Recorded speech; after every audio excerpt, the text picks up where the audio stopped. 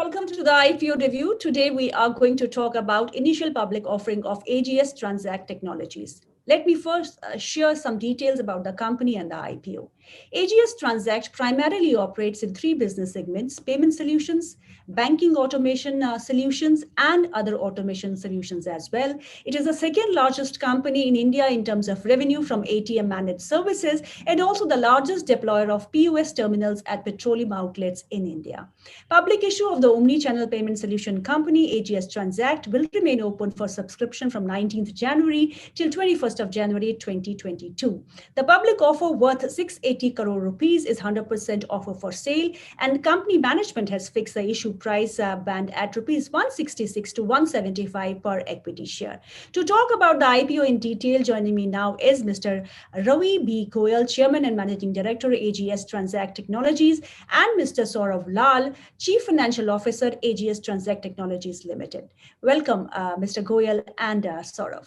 Starting with you, Mr. Goyal, tell us something about the business model that you follow and what is the future that you see for your company? AGS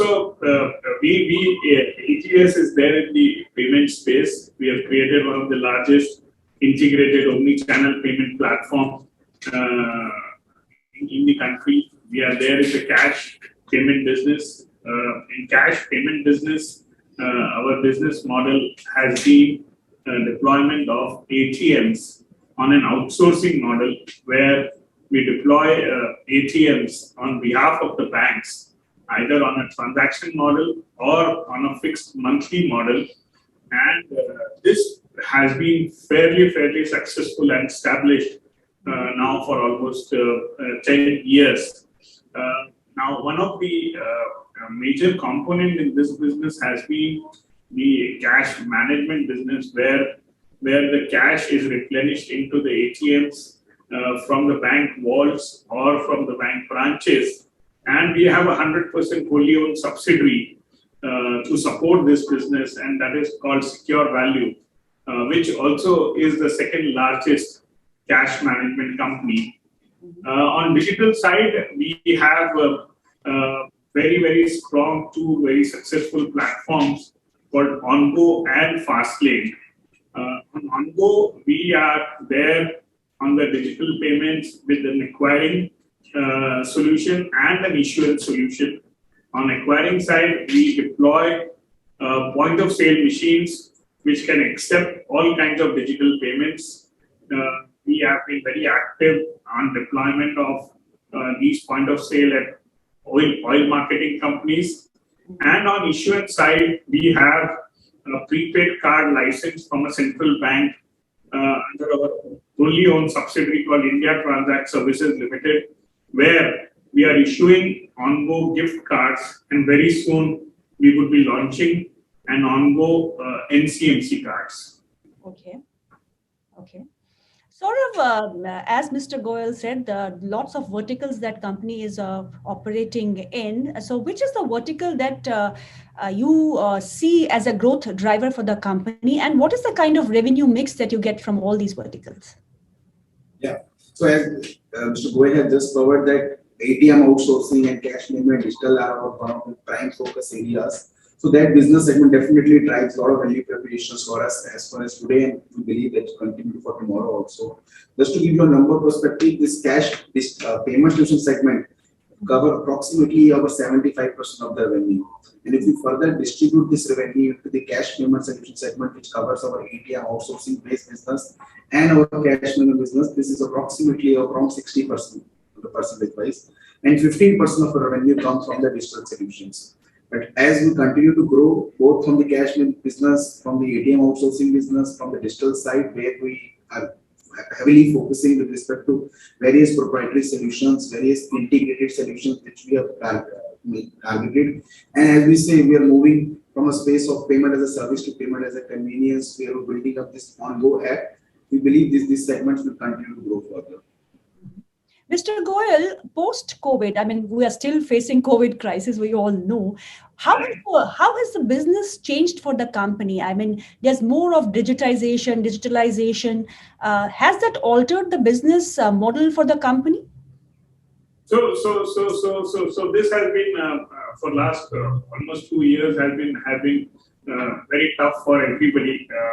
What we have definitely seen is a growth in the digital business, and at the same time we have been also seeing the cash in circulation, consistently increasing. In fact, every month we see RBI data where 10 to 15,000 crore of cash is getting increased in this circulation. So we have seen that, over a period of time from pre-pandemic 18 lakh crore, it has now almost gone to 29 lakh crore. So the cash is also has been increasing. What we have very peculiarly we have seen is that, we have been giving to all our support staff. Earlier we were paying them by cash, but now we are all paying them digitally. But there has been a report from, through RBI where they've talked about that if a person has done a digital transaction in his lifetime, there are only around 150 million people. So we are talking about less than 15% people who are exposed to digital. The thing is that although we are paying to our support staff in their bank account, but in turn, where they never used to go to the bank or ATMs, now they have started going to the banks, they have started going to the ATMs and started withdrawing cash maybe 2 times, 3 times in a month. So we have seen that there is definitely a shift in the pattern of cash withdrawal. But again, cash is there, cash is still king. But yes, digital is growing very fast, and that is where our focus is going to be. Sort of one question in 2 parts. One, why did you cut down on the issue size? Second, pricing for the recent IPOs has been an issue. I'm not targeting AGS only. I'm talking about all the new companies which have come with an IPO. How do you justify the pricing at 166 to 175? So if you see our issue size, our is the OFS issue of 680 crore rupees.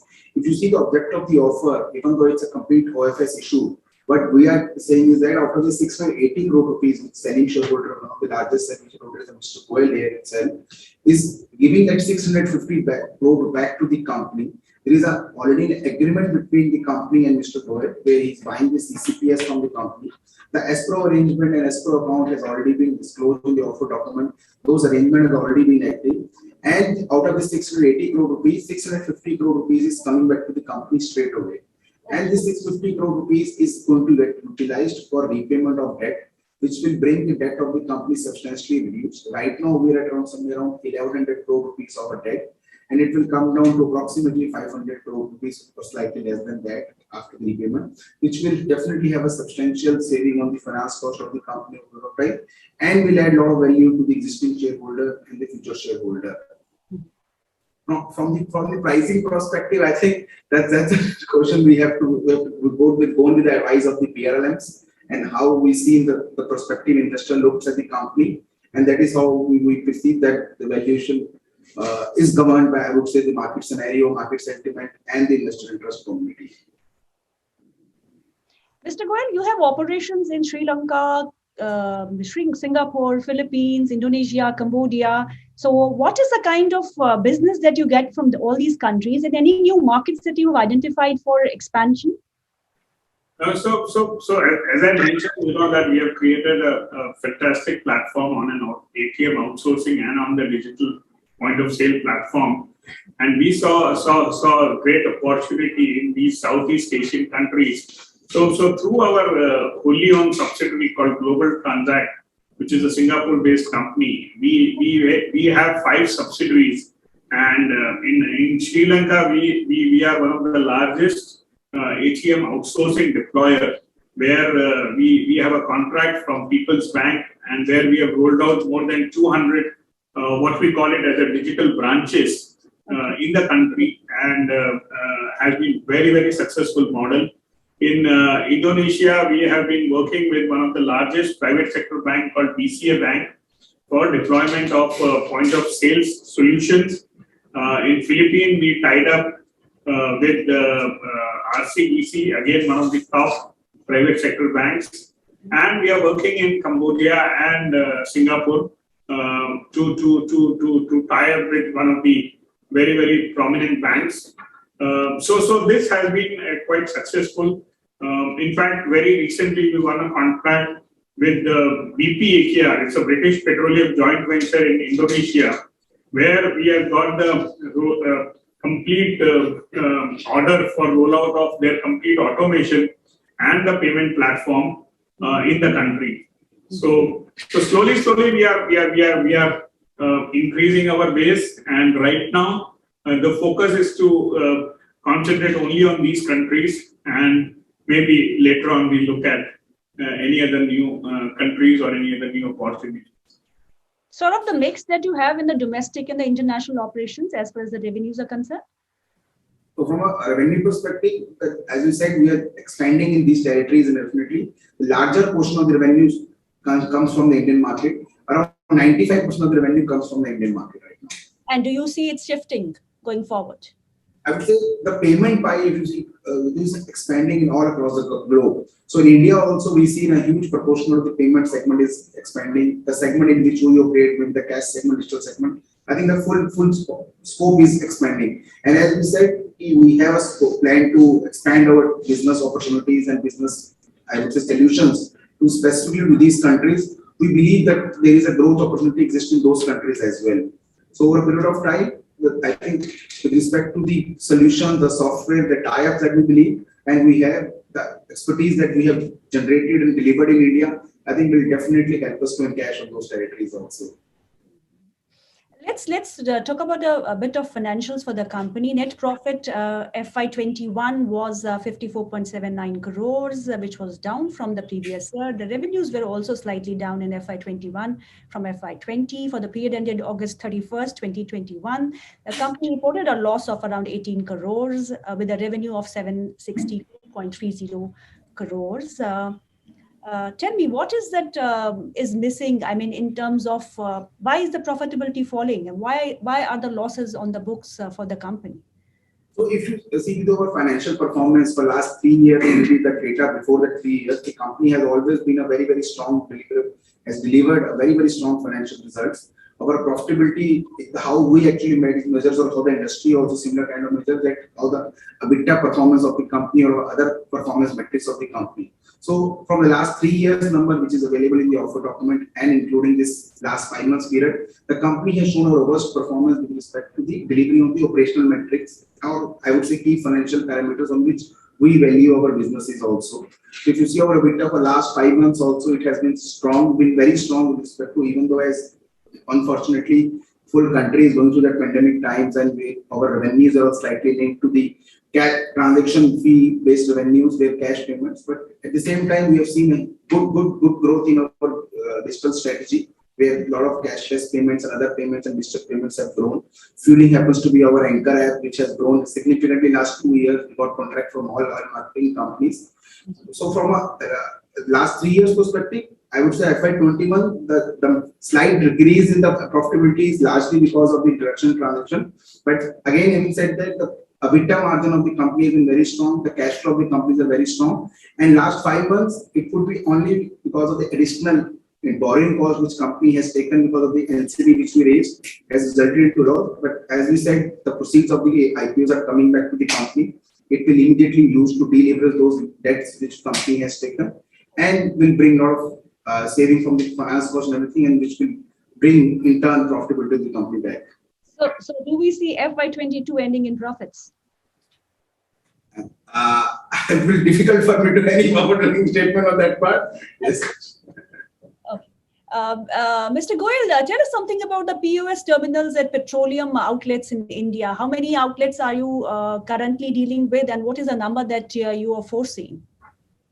No, so in oil marketing companies, I mean, we were one of the first one which actually integrated the fueling and the payment process. So earlier, whatever the fueling used to happen, the payment and the fueling were not interlinked. So with our knowledge on the automation, with our knowledge on the payment solutions, we could come out with a solution where as soon as the fueling is done, the transaction automatically comes from the payment terminals so that the attendant need not bother and enter the amount.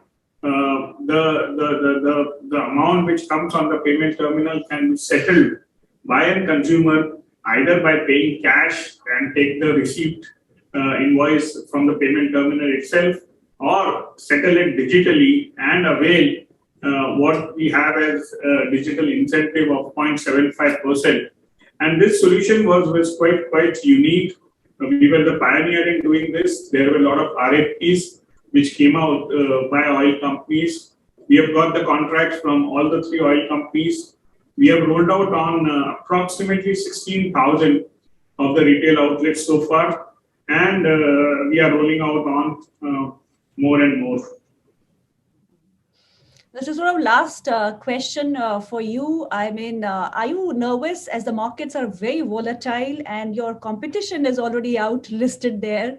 So are you nervous for the IPO that's coming and hitting the market soon? I think overall we are getting a very good response. You would see we have a anchor allotment tomorrow. We have got who's who of the financial institutions as our investors, and we value their support, and I'm sure it would be a good response.